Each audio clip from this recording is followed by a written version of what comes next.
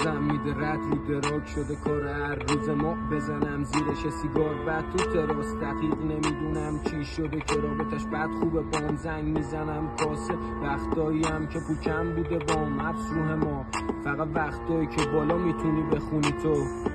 حقیقتو از تو چشام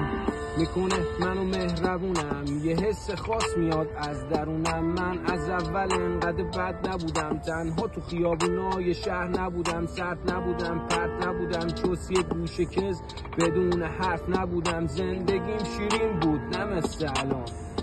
تختر از زهر نبودم فکر و خیالا منو پیر کردن انگار توی پارادوکس گیر کردم نوک جوینت سرخ میشه روح میره بالا یه ساعت بعد باز هنوز بر میگردم هر کی بهم زنگ میزد قطع میکردم لباسامو کنج خونه پرت میکردم تنها دلخوشیم فقط همین بود که اون یه ساعت رو تفریح کردم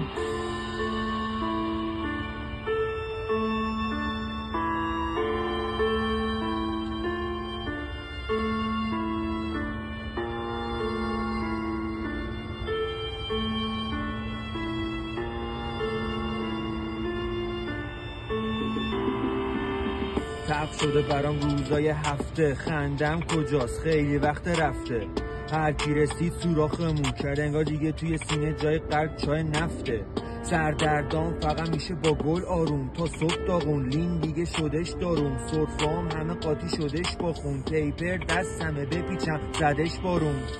چرا ترک نمی کردم دود واسم شده بود درمون دردم اسرائیل با هم همکام شده با جوینتم مرگم و امضا می کردم کاسب دیگه میشناستم شدم مشتری ثابت جنس میخرم هر روز گوشتم دیگه داره آب میشه اشتهام کور شده فقط میخورم افسوس چجور کنم ترکش جوونیمو گاییدم نداره هیچ ارزش